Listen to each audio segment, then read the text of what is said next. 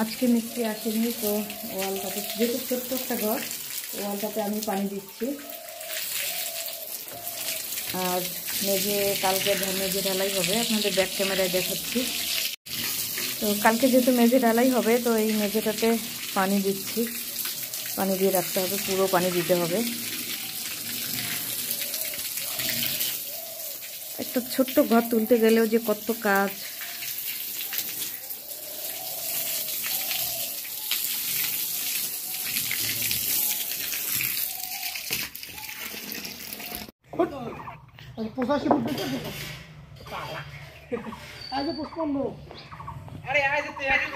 এদিকে ডেকোরেশনের লোক চলে এসেছে, তো ওরা ডেকোরেশন তৈরি করার জন্য বাঁশ খুঁটি টুটি যা যা লাগে সব নিয়ে আসলো, জায়গা দেখিয়ে দিলাম।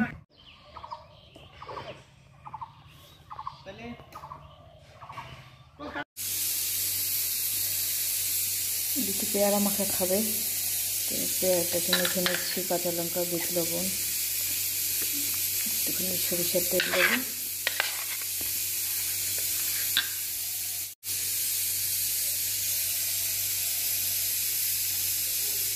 পেয়ারা মাখাতে কাসুন্দি দেওয়া যায়, তো কাসুন্দিটা শেষ হয়ে গেছে, ছিল ডেট এক্সপায়ার হয়ে গেছে, তাই কাসুন্দি আজকে দিলাম না।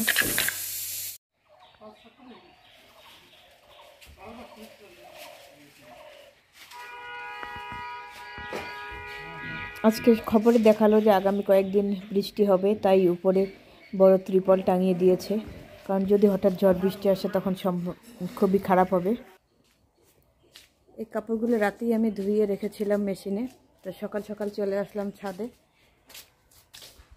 ছাদে আসতেই হাঁপিয়ে যেতে হয়, একটা বিরক্তিকর কাজ হচ্ছে ছাদে এসে কাপড় শুকোতে দেয়া।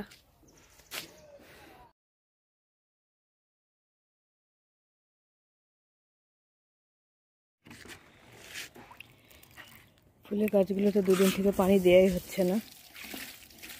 এখন এই তো ফাল্গুন চৈত্র মাস, তাড়াতাড়ি শুকিয়ে যায়। একটু পানি দিয়ে তারপর ছাদ থেকে নামবো।